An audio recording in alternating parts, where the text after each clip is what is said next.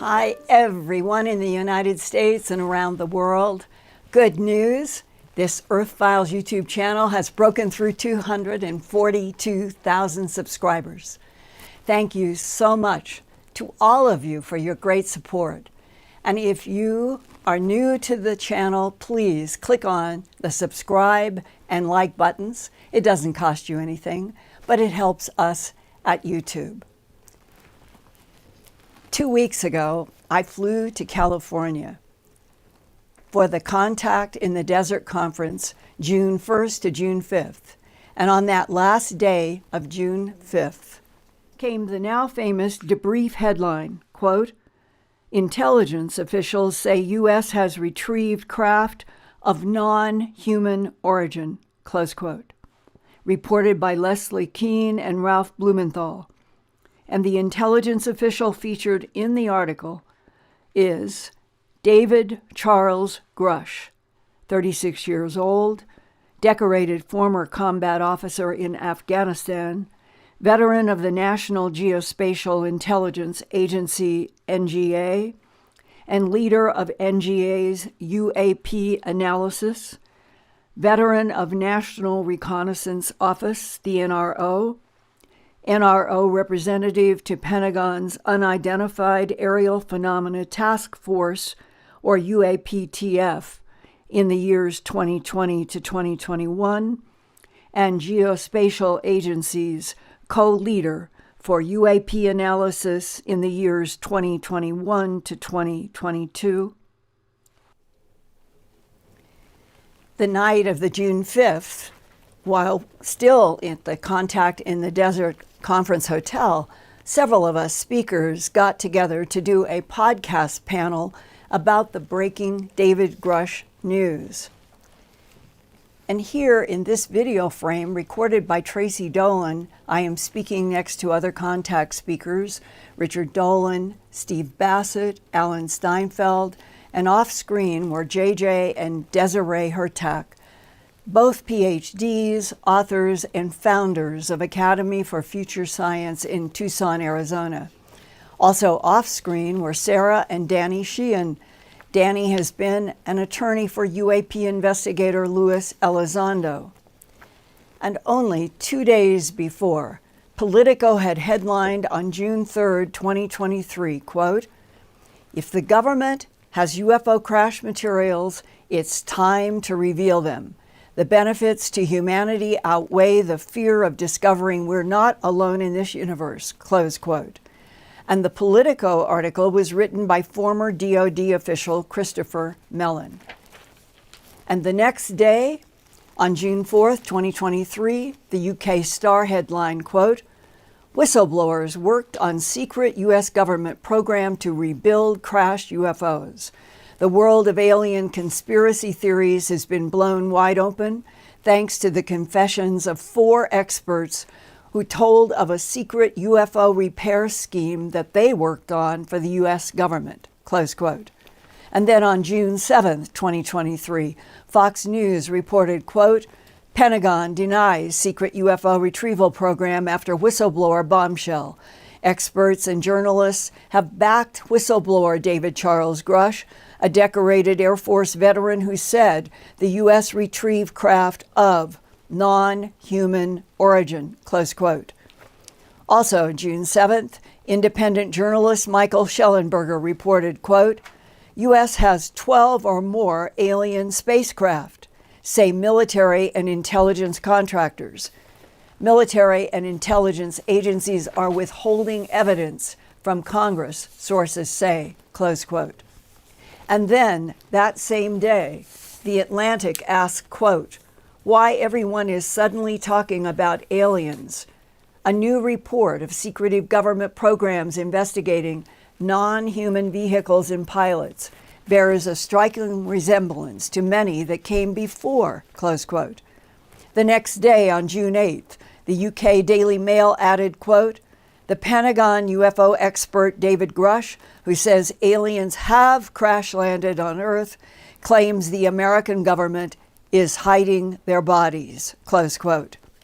That same day, the UK Daily Mail also had an exclusive report by Josh Boswell, quote, Marine vet Michael Herrera breaks 14-year silence to make astonishing claim that his 6-man unit saw a hovering octagonal UFO, which is 8 sides, being loaded with weapons by unmarked U.S. forces who threatened them at gunpoint while serving in Indonesia in 2009.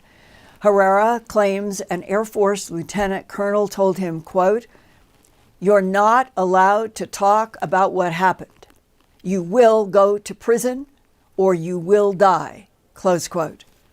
2 days later, on June 10th, Josh Boswell also reported for the Daily Mail, quote, "Exclusive, crashed UFO recovered by the U.S. military distorted space and time, leaving one investigator nauseous and disoriented when he went inside and discovered it was much larger inside than out," attorney for whistleblower reveals.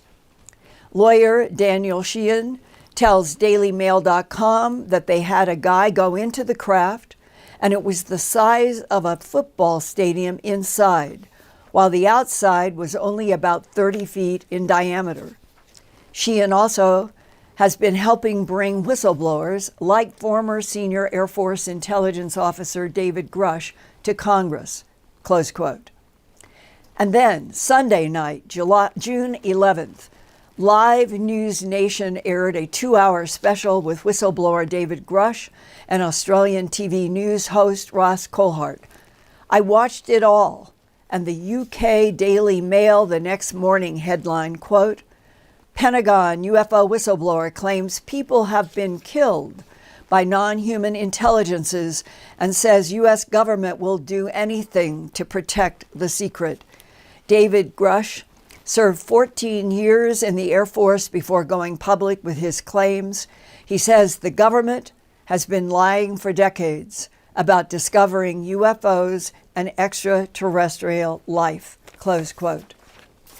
During the Pentagon's 80-year life, since its official opening on January 15, 1943, one of its great secrets, kept from Congress, kept from the American people, and kept from the whole world, was how true the July 8, 1947 Roswell Daily Record front page story was, quote, "Roswell Army Airfield captures flying saucer on ranch in Roswell region. No details of flying disc are revealed," close quote. It was not a weather balloon. It was a non-human flying saucer craft that contained extraterrestrial bodies. Rancher Mac Brazel found the strange debris and collected bags of it to take to Roswell Sheriff George Wilcox. The sheriff contacted the Roswell Army Airfield's commander, Colonel Butch Blanchard. Blanchard also sent Major Jesse Marcel, an intelligence officer from the base, to investigate more thoroughly. Accompanied by the sheriff and Brazel, Marcel returned to the site and collected more wreckage. Marcel also made a public statement that was published in that historic July 8, 1947 Roswell Daily Record, quote, "The intelligence office of the 509th Bombardment Group at Roswell Army Airfield announced at noon today that the field has come into the possession of a flying saucer," close quote. But after the RAAF's Colonel Blanchard contacted his military superior, General Roger W. Ramey, commander of the 8th Air Force in Fort Worth, Texas, General Ramey, on the left in this historic photograph, with Colonel Thomas Dubose in Fort Worth, Texas, decided to pose with weather balloon debris as an alleged cover-up explanation for the real secrets of the UFO and non-human bodies retrieved by military security of the 509th Bomb Group of the U.S. Army Air Forces stationed near Roswell, New Mexico. But General Ramey and the Pentagon could not explain it all away. because the local Roswell Daily Record reported what they actually learned from their Roswell military sources about a flying saucer or flying disc on its July 8, 1947 front page. I have always admired them for that, and today the paper still has a UFO reporter. He is Toby Martinez. Toby has worked for the Roswell Daily Record for 22 years, and when I learned that News Nation would have another interview update with Charles David Grusch on Sunday evening, June 11th, I asked Toby for his feedback after the computer broadcast. When did you first hear about Charles David Grusch? I was first alerted that he was working with the Inspector General and that he had been part of a UAP task force back in March. I was sent some communications from a source that showed he was asking military people that had experience with UAP to come speak with him. I believe he was working with Space Force at the time. Yes. What is your understanding about the role of the Inspector General, and why does the Inspector General play such an important part in this revelation from Grusch? The Inspector General is someone inside the government or military that someone can go to and file a complaint if they feel there's any wrongdoing or illegal activity that needs to be investigated. Grusch filed his complaint to the IG saying classified information was being kept from Congress and members of the Senate, and that complaint was deemed credible and urgent. So while the claim isn't directly related to the information he's saying is classified, it did enough to raise a red flag at the Inspector General that, hey, it looks like someone inside is keeping classified information from people that should have it. So if that information does turn out to be what Grusch is claiming it is, then there you go. There's your proof right there. When was he first planning to reveal this UFO reality? A year ago. A full year ago. Yes.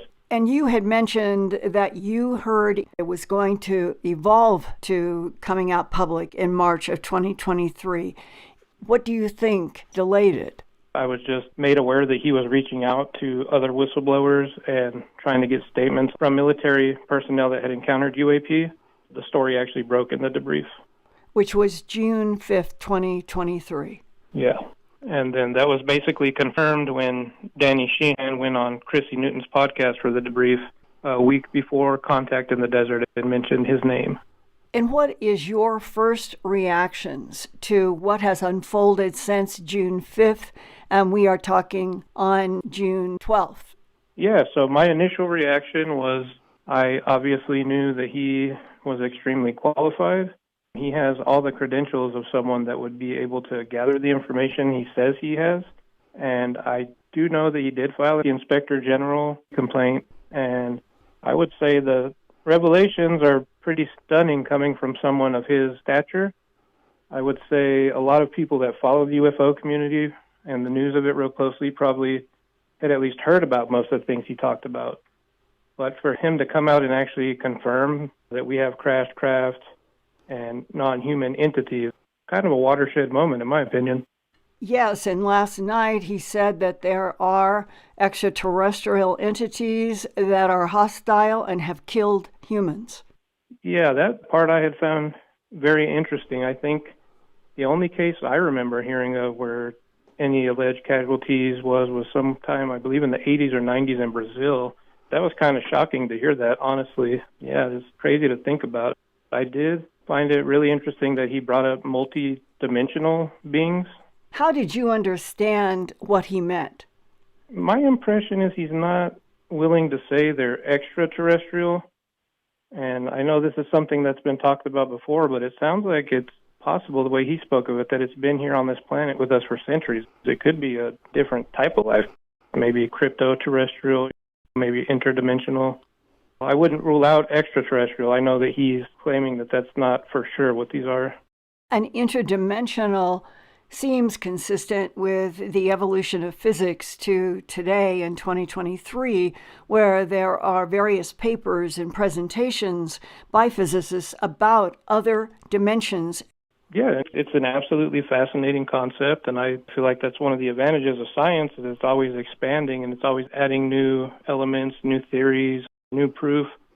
And it's interesting that he brought up multidimensional, because there was an article released by, I believe, The Sun a few days ago where Danny Sheehan talked about this craft that wasn't that large, but when you went inside it, it was the size of a football field on the inside.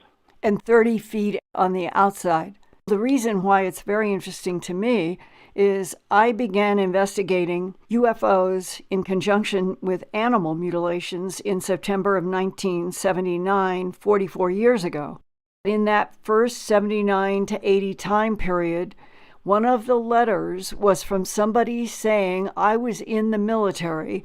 There was a craft, and that the man writing to me said that he was asked to go up a ladder and that there was some kind of an opening on the side of what otherwise was like a disc craft, and that he was asked to report back what he was seeing. It looked like the size of a football field inside, but on the outside, it looked like it was only about 30 feet long. Same description that Danny Sheehan described. I've heard people theorize that it could be a form of time dilation. Mm-hmm. Ross Coulthard confirmed yesterday that he will be releasing interviews with first-hand witnesses, the people that actually dealt with crafts and bodies. And I think if they come forward and what they say is authentic, I think that could completely change the game. Yes, and what is the timeline for that release? I do not know, other than he said soon. It's exciting. It's an exciting time to be in this field. Right. It seems like there's a stronger push for the truth from the inside. Hopefully this could be the year. This could at least lead to us finally having the truth confirmed. Being in the 21st century, when we're all learning that for at least 85 years, back to World War II and perhaps more to 1933 and the craft that allegedly was retrieved near Magenta, Italy.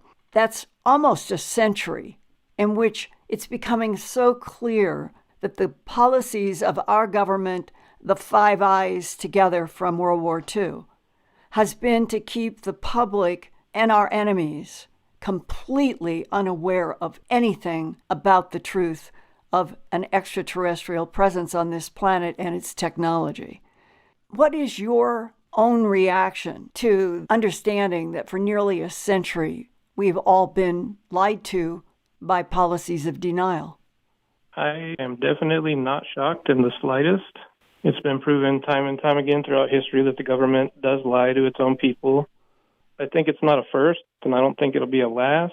What I would like to know is why they feel it's so important to keep this truth from us. Yes.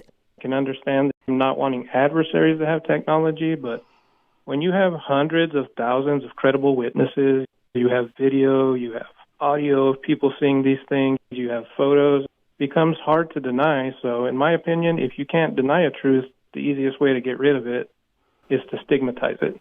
Throw out disinfo, right? Right.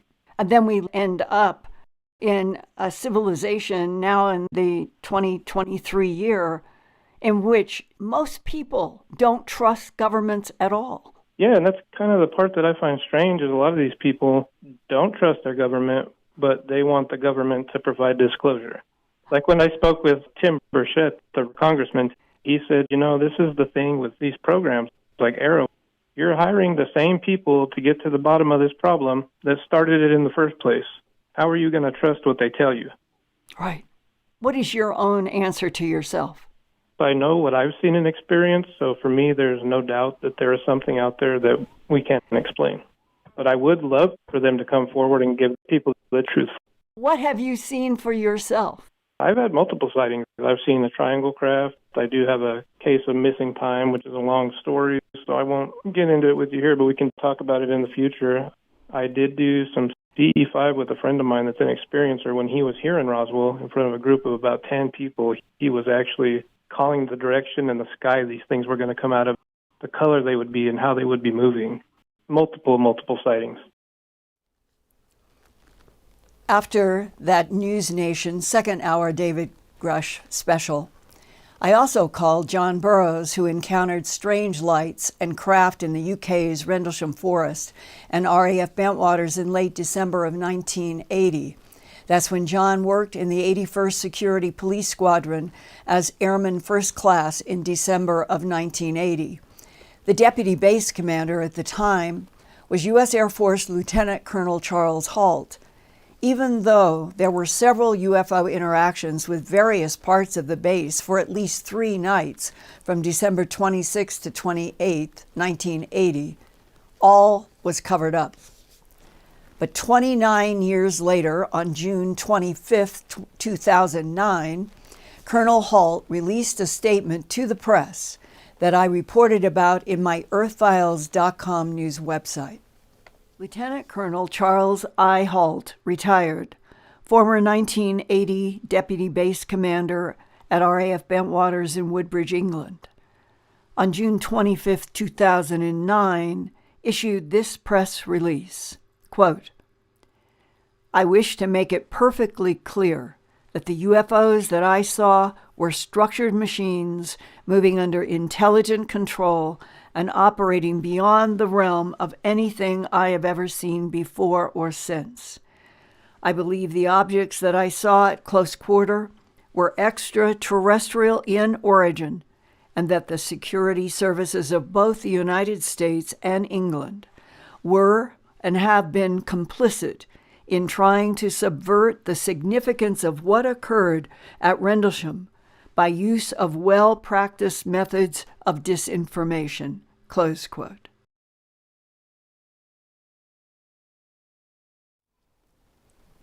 And after the News Nation 2-hour special this past Sunday night, June 11th, with whistleblower David Charles Grusch, I also called John Burroughs for his reaction to those 2 hours. I have spoken to Mr. Grusch. I was introduced to him. I talked to him for over an hour. He showed interest in the Rendlesham case, was going to go look into it. He did briefly touch tonight about how people have been injured, and he went as far as saying killed. The Rendlesham case, 2 of us were compensated with injuries from the incident. It is a fact that Rendlesham was identified as a UFO. Now it's called a UAP incident.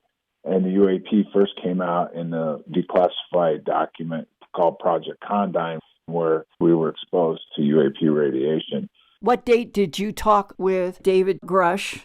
I talked to him last April, 22. So he was going to look into the Rendlesham incident. He also said eventually he was going to bring me up to Space Command up in Colorado to go further with it, but I never did go up. So the fact that I've talked to him and the fact that he told me he was seriously looking into this, there was no doubt in my mind that he had every intention of going forward with not only Rendlesham, but he was working on other stuff. So I think he filed an IG complaint. The IG has acknowledged it. They've got the complaint. They're taking it seriously, and they're going to go further with it. And the fact is that he had to go to the DOD to get clearance to even talk about the fact that he was involved in stuff and he's aware of stuff. So this is ongoing. They say it may take several months for the IG complaint to be fully investigated and handled. But the interesting part is that the response to his complaint is there is classified material involved. So there is something going on. The fact that he says that we have recovered craft and we have bodies, that part hasn't been acknowledged by anybody inside government. But very few people have the clearance to go into whatever's going on. Exactly what have we recovered? How we weaponized it? Do we have bodies? Even the Congress people themselves have not acknowledged that. The fact is that if we do have any of this, and we have weaponized it, which I've actually done FOIA where the British government said they had, and they've been working on it. It actually came out in the first hearing where a question was brought up about were we doing that, and they said they had to go behind closed doors, is the fact that they are looking at something and they are weaponizing it. So this is ongoing. I find it very interesting that there may be some hearings that they just talked about again, which I had been made aware of a couple of weeks ago going forward. It appears that these hearings are going to bring some actually military people in to talk about their experiences. I think with the idea that the public needs to hear from people that have experienced it further than what's already been presented to them with the videos that have come forward from the DOD, which is also interesting, too, because the DOD has admitted those videos were real and they can't explain them. And there was another very important statement in this News Nation interview tonight with Ross Coulthart and with David Charles Grusch, and that was, so many people in Congress and other do not have what is known as Title 50 access to the highest classifications. This has always been the control since Truman and MJ-12. There's always only been a very small group of people who actually had access to bodies, to craft, and to the actual knowledge that probably fills a football field now underground of information, let alone the discussion in tonight's program when Schellenberger said, I have spoken with other people who confirm more than a dozen extraterrestrial craft are hidden under high levels of security. Title 50, who would have it? What committees or what people inside Congress have it? I think then you could go directly to those people and ask them if they've seen evidence, because if they don't have the clearance, then they wouldn't have seen the evidence, and therefore they're not lying. But that doesn't mean there isn't evidence. Right. This needs to be followed up. It needs to be followed up by people to find out exactly what agency within the IG, because there's many different agencies within the IGs, which IG is investigating this, and there should be follow-up with them. And there was a very important point made in the News Nation tonight, and it was focused around this question, quote, is Congress going to finally stand up against the Pentagon, close quote. And that was in a discussion about the fact that there is implied abuse of power and use of all kinds of classifications to keep everybody, including the President of the United States, out of UFO extraterrestrial matters. I think the one president you could stick out to 100% that ordered an investigation and it wasn't treated properly was President Clinton. Bill Clinton actually went as far as asking the Roswell incident to be investigated. So in that case, the President of the United States, through John Podesta, had him look into this, and they didn't get satisfactory answers because Podesta himself said that they didn't. And even when he was under Obama, it wasn't like President Obama was pushing it as hard as he was, and he even said he regretted he left without getting the full answers to what's going on.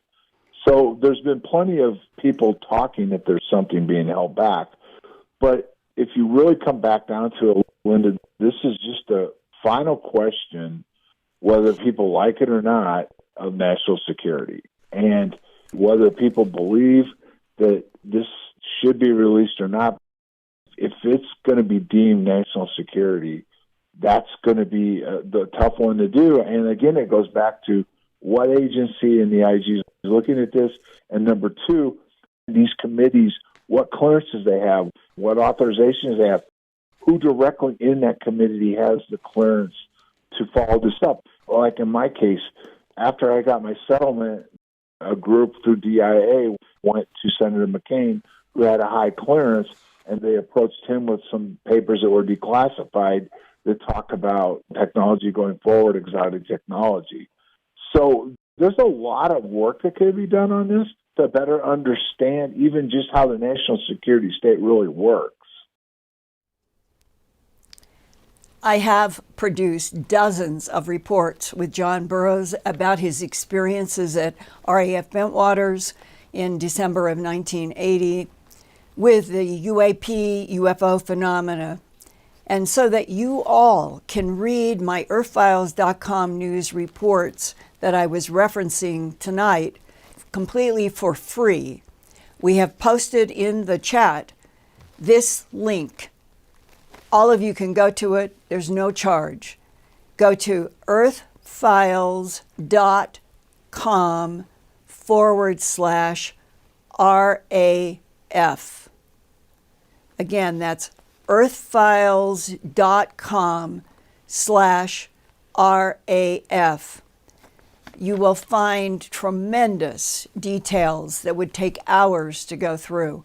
But these reports are so important.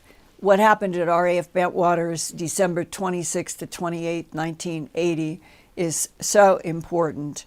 And that's why I would like all of you to be able to share in. I asked my computer tech in Toronto specifically to put up a series that I think are really important.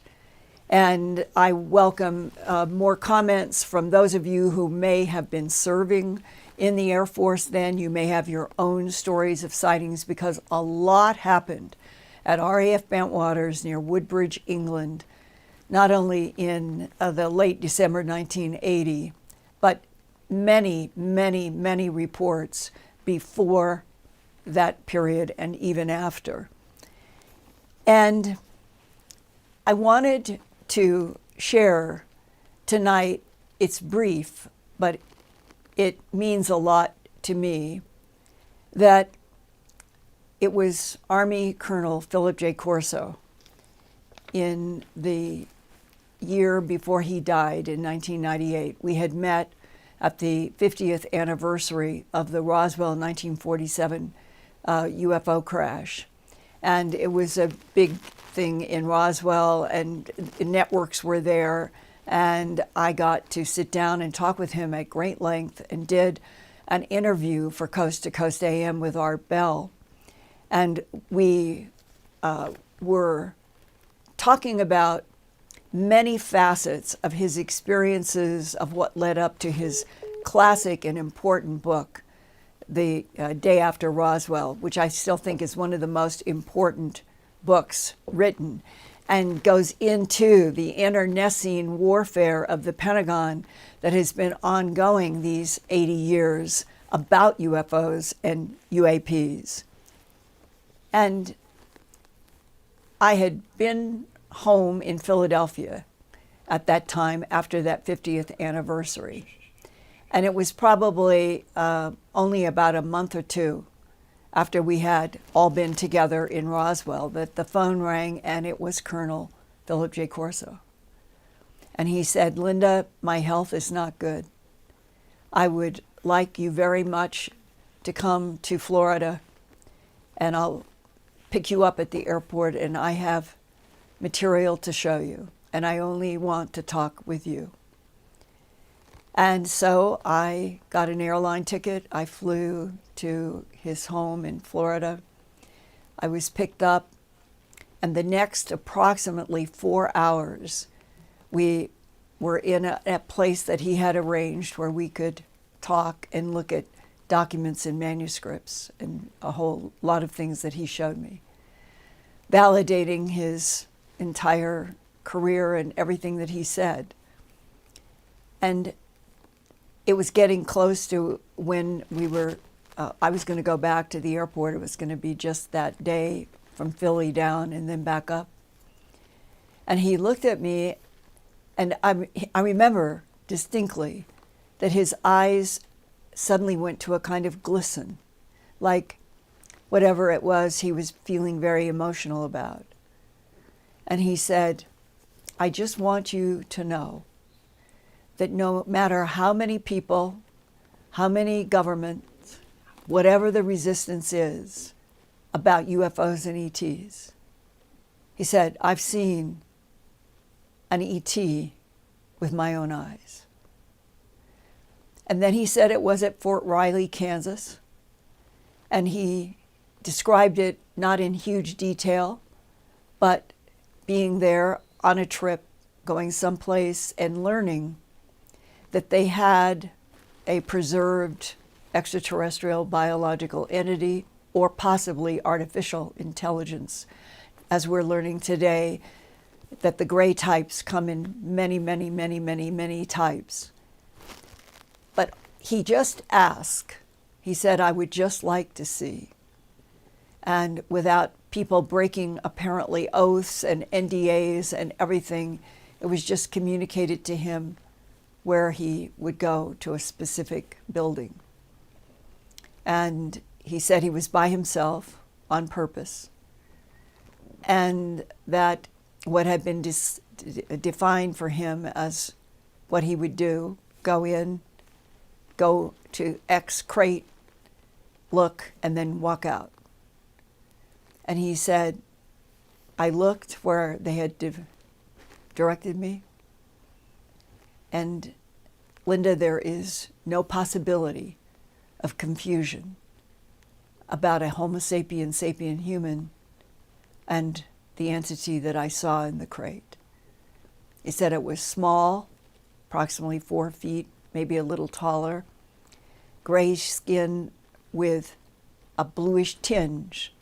And at the time, as I look back, it appears that he did not know that the so-called skin of the grays, especially the AIs and a few of the smaller organics, it's like a leotard. It's like a second skin.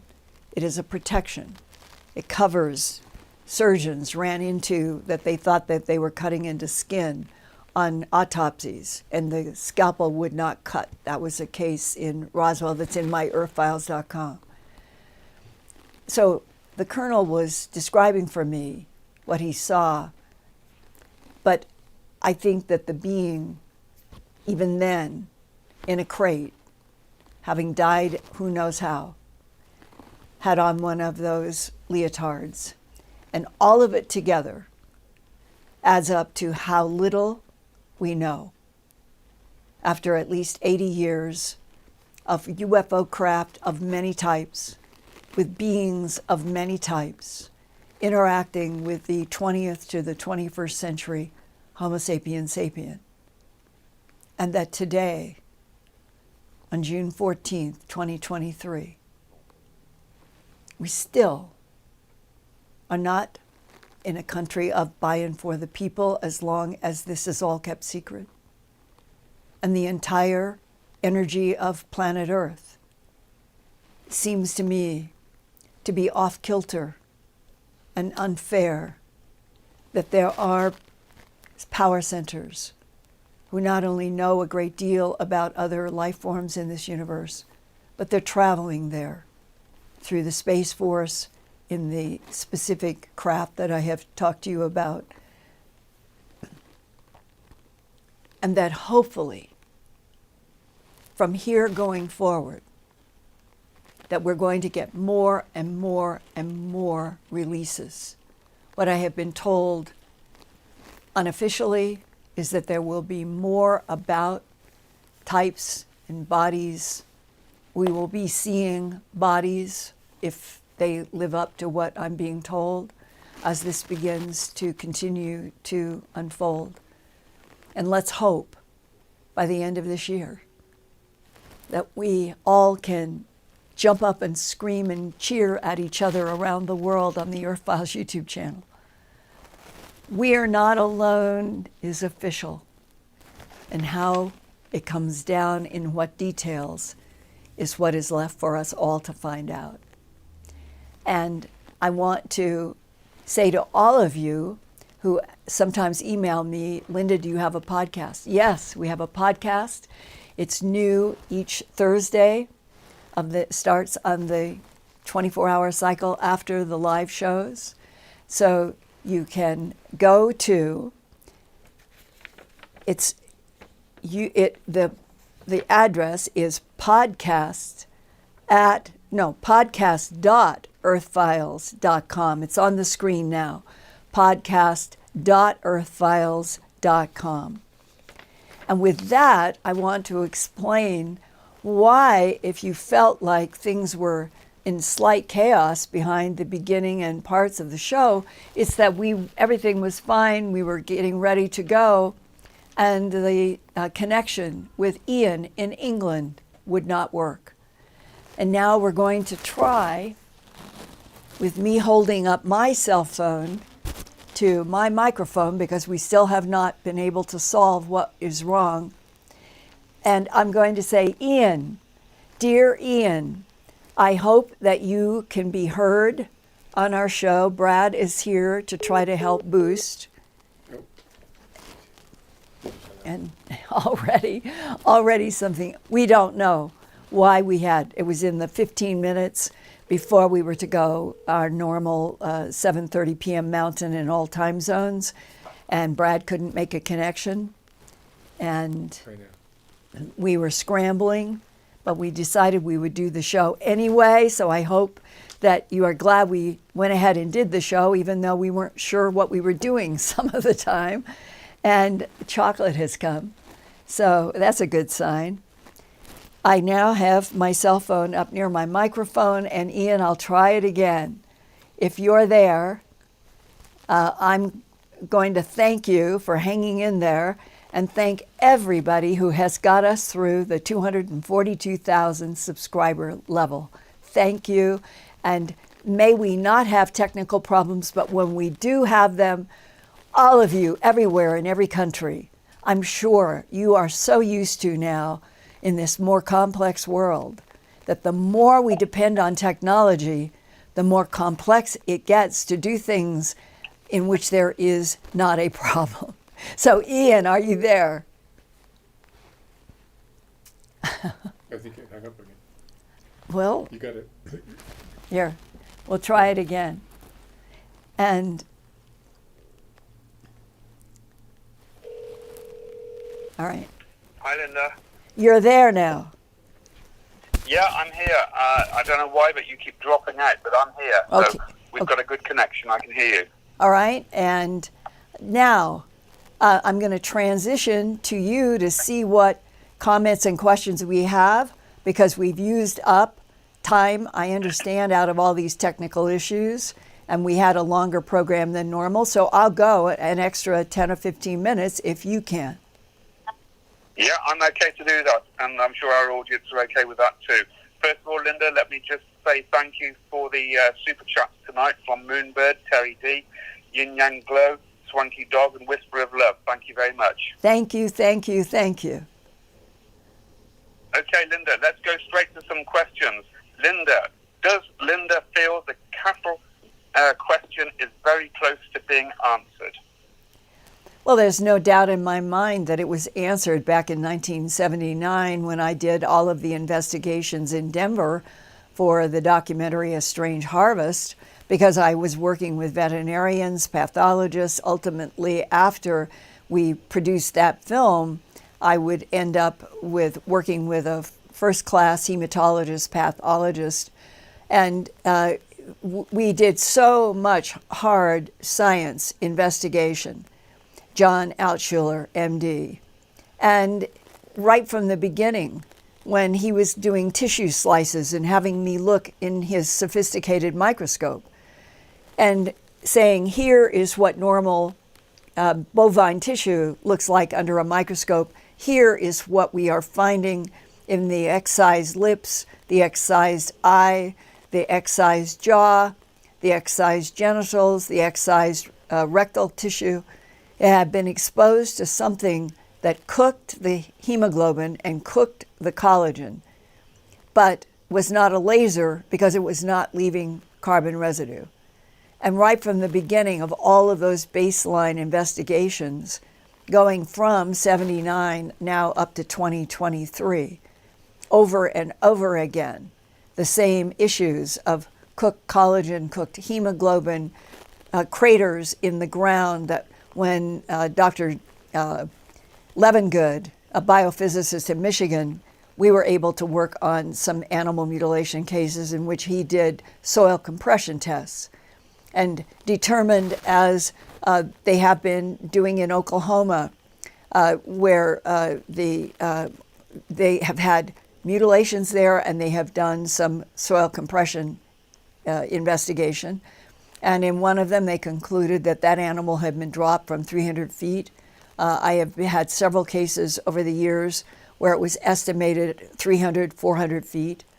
That means the animals are being taken, and then I'm assuming excisions, and then they are dropped back to the ground which would explain why there are no tracks around the bodies, including not the animal's own tracks, and that whatever is happening in the craft, that is the technology that is doing the excisions, which cook the collagen and cook the hemoglobin, but don't leave a carbon residue. And does that mean that the non-human presence that has been interacting with our surface life for, as I understand it, at least 278 million years, does it mean that all of this needs to be looked at as horrible or terrible or something that can hurt us humans? No. The animal mutilations around the world in all of the categories of wild and domestic animals has been going on since at least the early 1960s. And I have written in my own work, An Alien Harvest and Glimpses of Other Realities, Volume 1 and 2, that working with the pathologist, talking with the medical doctor who helped me compare various technologies and surgeries in Denver, that the conclusion after 40-some years is that this ongoing, periodic, cyclic, doesn't happen everywhere all the time at all. It can be 4 years can go by in one area, no mutilations, and then suddenly there will be cycles of new ones, maybe even up to 10 or 12. But that is what I mean by cycles. They will go away for a period of time, it can be in 3 or 4 years, and then they will return. And when they return, there will be a cycle of whatever that number is. And then they will go away. And then 3 or 4 years later, they will come back. And there are certain areas of the world that I know from maps where I expect that there will be cyclic animal mutilations. There are places that repeat in various states, and in the states, various places in the United States, in Canada, going down to Mexico, Central America, South America, Australia, New Zealand, kangaroos. It's all the same type of excisions. It's all the same type of evidence. And that's where you get to the issue answering, do I feel that I am coming to a revelation about what makes animal mutilations? No. I had that proved to me when I did all that work in 79 to the 80s. So that's my big picture on this, Ian. I guess as well, though actually the question is related to the context in which the disclosure may be made with these revelations of whistleblower. The question really is wondering if there will be official acknowledgement of the animal mutilations. What do you think about whether it will follow? Yeah, that is a different question, and all of us are waiting to see what will happen. I don't know. And that's it. I mean, I hope that the answer to all of the questions, I hope we're going to get honest, true complexities that include animal mutilations and that they might be doing for a reason of sustenance and genetic manipulation, which is my own personal opinion. All of abductions, hybridization, genetic manipulation over millions of years, that our planet is a laboratory. Let's learn about it. Let's learn about the extraterrestrials that have been manipulating DNA and already evolving primates for the last 2 million years, and that we're one of the products, and that it's nothing scary to me and shouldn't be to you. But that means that the whole big relationship between humans, the earth, other life forms is way more complicated than just landing and being introduced, however it will happen. I pray that we're just going to be able to get the truth. Yes, we're not alone. Yes, there are other high civilizations in systems like the TRAPPIST-1, Planet E. And if that would happen this year, one way or another, to get this planet back on some kind of a context of real truth? Go ahead, Ian. Okay, another question. Do you think that the whistleblowers have faith in the AARO office and the procedures set forth? I don't know about that either, but John Burroughs pointed out something to me very important. He said that Mr. Kirkpatrick, the director of the Aero office, has not said that he has a Category 50 clearance. And John was, I thought in the interview segment, made it very clear, unless you are going to have access to these high, where there's only maybe half a dozen people in a category who have any access, then the people who don't have high clearances are not part of SAP programs. That if they say, I've never seen a document about, and do it with that kind of angry energy, well, all they are confirming is that they don't have a category of classification. And we're seeing that also in all of the news about former Trump president, that all those documents, who had the actual security, the valid security right to look at a lot of those TCIs, the top compartmentalized intelligence. So we don't have an answer on that, but it comes right back also to what John said, that all of this going forward is going to be probably a big revelation, if we are told the truth, about how our most highly classified projects in the United States government, how that all really works in terms of having categories of secrecy in which only a tiny few have access to the highest, which in this case, ETs, animal mutilations, human abductions, mining the asteroid belt, all of that would be in a category of a small number of people. And that is the next big issue. How is Congress, as a body of a representation of the people of the United States of America, how is Congress ever going to be able to see, hear, listen to all of the hugely, highly classified truths if there isn't something done to allow them to do so legally? It seems to me that is another hurdle. Maybe they're talking about it, maybe they've already worked it out.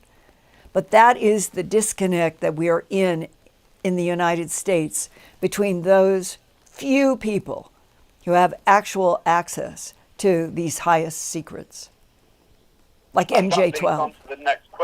Yeah, that leads on to the next question from Catherine Hunt in the chat this evening. She says about Congress is basically ignorant and wouldn't even understand what needs to be asked or answered. Well, that is true. Ignorance can only ask questions that come to mind. And because they're so totally unexposed to the complexity of all of this, my God, 44 years, I feel like I've learned a lot. But every year, everything gets bigger and more complex. So I suppose you could say the whole planet has to go through a learning curve. We're all going to have to go back into a whole new education. But if we don't, if people said, oh, we can't open all of this up because we're on a planet that for centuries, for thousands of years, this has been truth and this has been this box, and we just can't possibly rock the boat. Oh, yes, you can. Every year of life on Earth and any other planet of life is an evolution. And the evolution is toward learning more.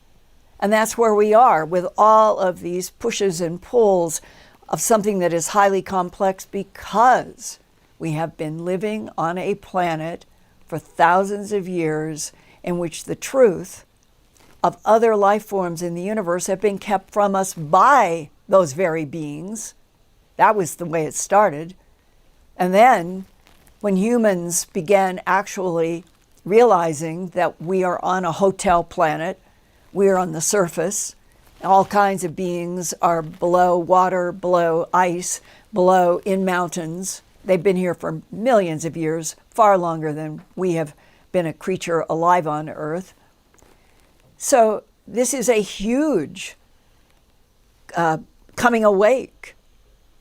This is a huge moment on Earth if we can get past the dangers of our own species self-destructing with wars and all of the things that might be ahead of us, as even the climate of the Earth is going to change.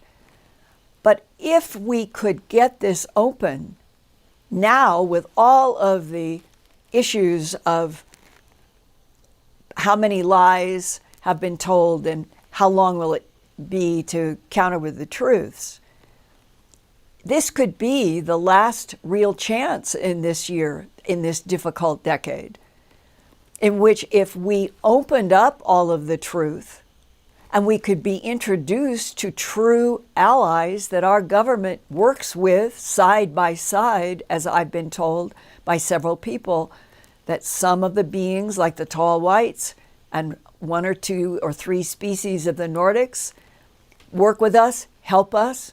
Well, why can't that be opened up to the whole planet? And I know people say, well, then it would be to Russia, China, and our enemies. But on the other side of that objection is the distinct possibility that every nation, every political border of this planet has had some interaction with some of the beings. So the idea that this would be fresh and difficult, I think if it were all opened up, we might even begin to understand who would be enemies to humans, like the tronoloid insects, Epsilon eridani, only 10.5 light years away. We need to be educated. We need to learn. We need to know exactly what all of the political and power broker factions on this planet know if we're going to be a planet that has a future with a species of Homo sapiens sapien that are just for the first time, the whole planet is on the verge of a headline. We're not alone in this universe, that multiple dimensions, manipulation of timelines, manipulation of gravity, all of it, the technology of extraterrestrial advanced intelligences. And we are just waking up. Well, yeah, it's amazing, Linda. And as you say, the secrecy actually started with the beings themselves, but we've had 80 years, I believe, that Grusch is referring back to a 1933 case that Right. he says that he's seen documentation about. So we've got cases going way, way back. That's 90 years. We've gone back to. And Ian, Jacques Vallée did a book about looking back centuries, looking back at some of the oil paintings and the drawings of things that were looked like in craft in the skies with beams that were coming down, whether it's caves or buildings. If you go back 2,000 years, 12,000 years, 45,000 years, the same thing has been happening to the planet. We are the new kids on the block who have been denied the truth. We are the ones that are just being waked up amid a complexity of secrecy layers that only the power brokers of the earth, and that includes our elected representatives, they are the only ones with the military operations who currently have access to some of that information. And what I think is the only fair way for a future is that the whole planet has to be educated, and we have to be introduced to the allies in a way that we can feel that we are not facing a future of human self-destruction, that it's in the interests of the non-humans that are our allies to keep us going.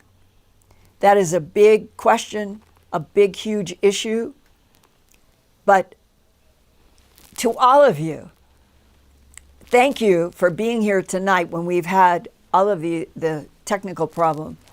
But Ian, I think you can hear me and I can hear you clearly, and that we are the first program, this is the first program that Earthfiles YouTube channel has done, in which I feel that in the coming months, there actually is a possibility that we're going to, as a planet, be introduced finally to the reasons why we are not alone is a truth, a big truth, and that the next steps will be the entire world population beginning to start an education by power brokers, with power brokers, and with the other intelligences about how do you do a handshake in which the disconnect is millennia.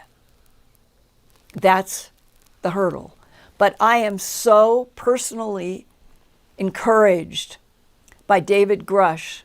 I think he is telling the truth, wants to tell the truth, and let's hope that they'll keep unfolding it, and whatever we can do at Earthfiles YouTube to support that unfolding, helping with the education. I will continue to try to share the people that come to me in the military and from other facets, and that this could be exciting if there aren't forces trying to slam it all down again. That is my biggest worry tonight. And I would love to know in the chat through you, Ian, are people in our audience, are you worried about the fact that this wonderful inertia is going forward with Mr. Grusch? Could it be slammed down? Let's ask the audience. Let us know in the chat. Linda, go ahead, put the question. Let's ask them. Let's see what they say. But overwhelmingly, the chat is lively tonight. Everyone is on board. And let me ask a question, Ian. Let me ask a question.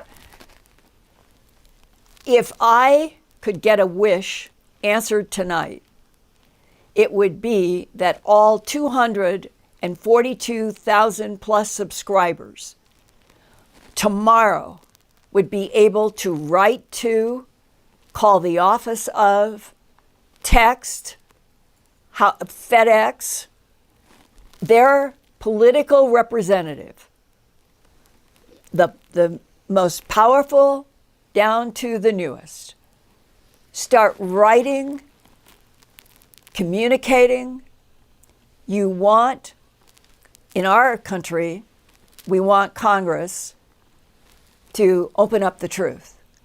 And wherever the other representations are, representatives in all the other nations, if all of the people in all of the languages were encouraged, how do we get this global handshake to work when the power brokers want to control the money and they think that we're all going to collapse and die or faint if they say, yeah, we're one of thousands of civilizations and we're now going to start giving you some information.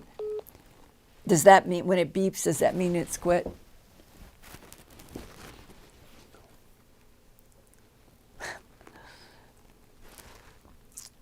Communication.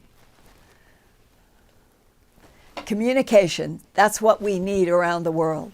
I don't know if anybody can hear me.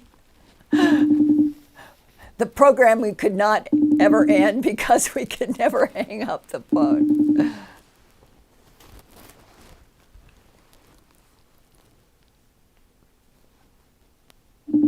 Trying to get Ian. Just talk if this works. Because that one's not working. Close out. I'm giving you a huge hug. Ian, I just heard you. Okay, are we still live? It's like a metaphor for everything we're talking about. We get a spurt of communication and then it cuts and I off. don't know what it is. That's right. Are we And live or not? Or are we still up? I don't know. Right. Are we live? Okay, to the audience, what I was saying is I would love to know if everyone here, everywhere around the world, are you willing to start writing letters, texts to your whatever your political representatives are in whatever country and saying, we are not afraid of the truth. We want to know the truth about other life forms in this universe. We want to know who is here on Earth with us. We want to know who is our ally, who is not an ally. And that means that we also need to have a handshake and an agape hug with all of the representatives, scientists, doctors, physicists, people in the Pentagon and beyond who would like to see this transition happen, I'm sure, without it being rocky and difficult. But it will not work if we are not really told real truths. Because we, at least as humans, we generally know the difference when our government is telling us the truth or not. We are intuitive as a species at that level. And now this is a time for the truth. And on that note, dear Ian, hopefully we will have this cell phone problem solved by next Wednesday on the next program.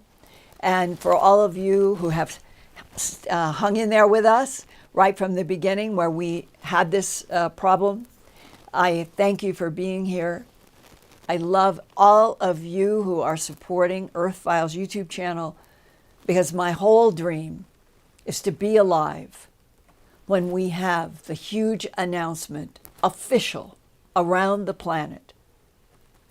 We are not alone in this universe. It is filled with consciousness. And that physicists like David Bohm, brilliant, were some of the first to say, the key to this universe is that it is conscious, like it's a life form unto itself, the universe. And we are in this universe. And we have souls. And those souls have cycling in this universe and perhaps beyond. And that in the introduction, finally, of humanity, 8 billion, to one new civilization, 3, 5, 7, whatever is the truth,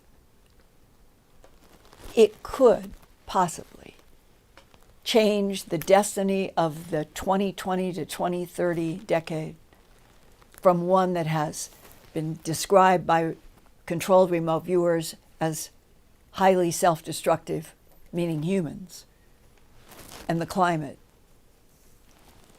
Maybe if we could change the frequency of Earth to we want truth, we want whole truth, it might change the vector of time and events to something positive that no one at this point knows.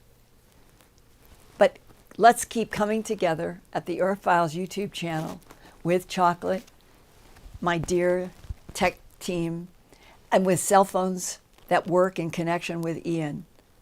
And I look forward to hearing back from you about whether you feel that now you could be heard, that you could communicate with political representatives asking for the truth about extraterrestrials, this planet, us, and this universe.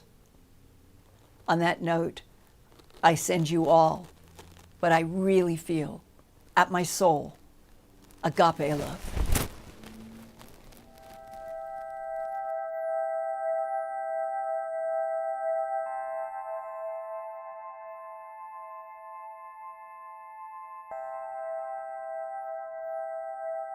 Turn on closed captions for YouTube videos by clicking the white CC button on the lower right. The default language for Linda's videos is English. If you would like to see the captions in another language, click on the white settings button next to the CC button. Select Subtitles CC and then select Auto Translate. Select a language and the captions will now appear in that language. Sort of gone through, and they will hold their heads. I never had a cat do that before. And they'll pull against the comb, helping me get out snarls. And I think it's the best they've ever been.